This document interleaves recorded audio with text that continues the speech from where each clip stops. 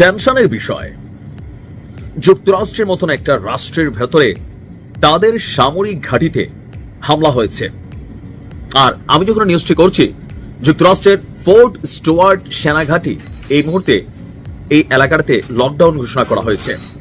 গেল মাত্র কিছুক্ষণ আগে এই হামলার ঘটনা ঘটে, আর এই ঘটনায় 5 জন মার্কিন সেনা আহত হয়েছেন।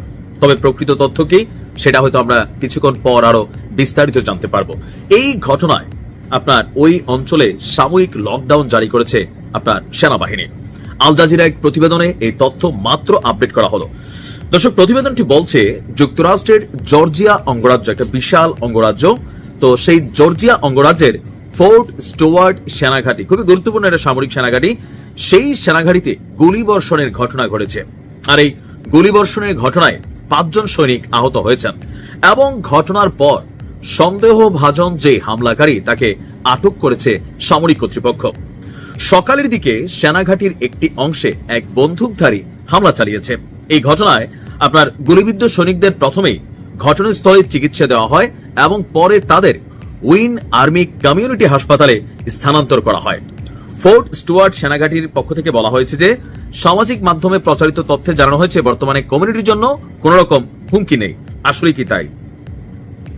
চিরুনি অভিযান, প্রযুক্তির মাকা বাপ সবকিছু কিন্তু এই মুহূর্তে ব্যবহার করছে মার্কিন যুক্তরাষ্ট্র। আল জাজিরা বলছে যে হামলাকারীর পরিচয় এবং হামলার মোটিভ বা উদ্দেশ্য এখনো অস্পষ্ট। আহত সৈনিকদের অবস্থা বিস্তারিত জানায়নি মার্কিন সেনাবাহিনী। তারা বলছে যে ঘটনার তদন্ত চলছে। স্থানীয় সময় সকাল 10:56 আর্মার্ড ব্রিগেড কমব্যাট টিম এলাকায় এই গুলির ঘটনার খবর পেয়ে আইনশৃঙ্খলা বাহিনী ঘটনাস্থলে পৌঁছান। এরপর সকাল 11:04 ঘাঁটিটিকে লকডাউন করে দেওয়া হয়।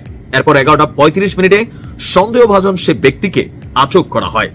লিবার্টি কাউন্টি স্কুল কমিউনিটি বলছে লকডাউন ছিল প্রায় 1 ঘন্টা। সতর্কতার অংশ হিসাবে সেনাঘাঁটির বাইরের 3টি স্কুলেও লকডাউন দেওয়া হয়েছিল। সাবান্না শহর থেকে প্রায় 64 কিলোমিটার দক্ষিণ পশ্চিমে অবস্থিত ফোর্ট স্টুয়ার্ট যুক্তরাষ্ট্রের মিসিসিপি নদীর পূর্ব দিকের সবচেয়ে বড় সেনাঘাঁটি।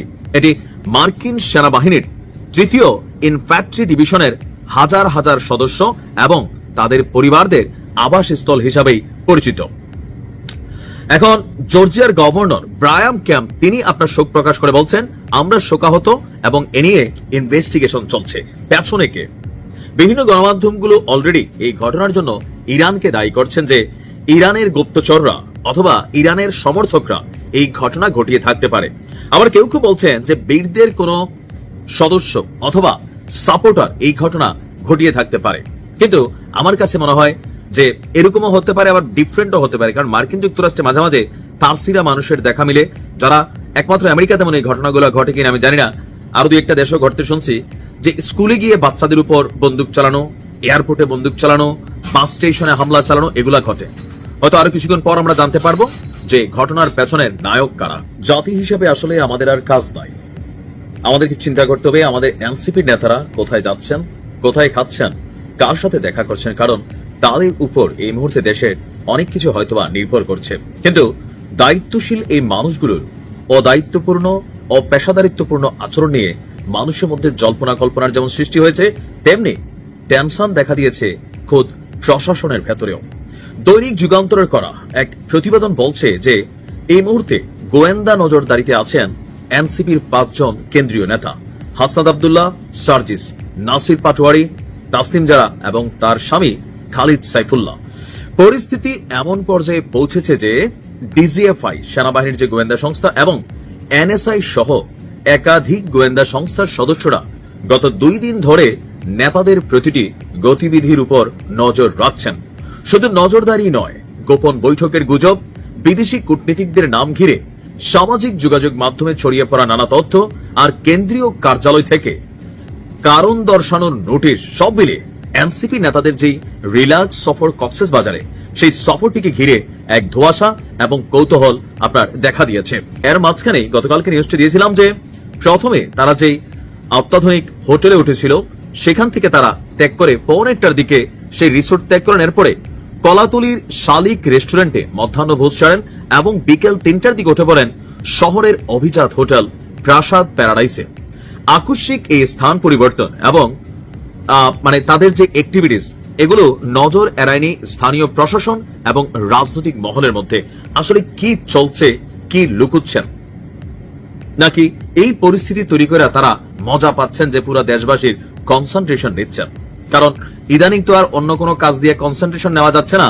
হঠাৎ করেই জুলাই চেতনা বিক্রি করে যারা প্রতিদিন ভাত খান, যারা কথা বলেন, যারা তাদের অবস্থান আজকের এই জায়গায় নিয়ে আসছেন, তারাই যখন জুলাই আন্দোলনের এই গুরুত্বপূর্ণ দিনে, রাষ্ট্রীয় এই গুরুত্বপূর্ণ দিনে যাদের উপস্থিতি থাকার কথা ছিল প্রথম সারিতে, তারা বসে কক্সবাজার আপনার রিল্যাক্স করছেন।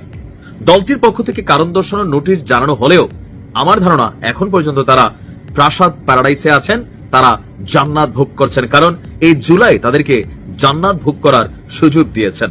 কারণ 4 দিন আগেও সম্ভবত আমাদের এই নেতারা, তাসনিম জারা সারা আমেরিকা থাকতো, ডাক্তার পয়সা আছে, বাকিদের যে অবস্থা, তারা সম্ভবত কোন রকমে একটা বাসে চইরা বড়জোর সেখানে গিয়া একটা মিডল ক্লাস মানে হোটেলে ওঠা ছাড়া যাদের সামর্থ্য ছিল না, তারা আজকে একদিন পরে পরে বড় বড় প্রাসাদ প্যারাডাইস, এর থেকেও বড় বড় হোটেল প্যারাডাইসে উঠছেন। আপনার এই তাদের টোটাল আচরণে গোয়েন্দারা কেন নজরদারি করবে না?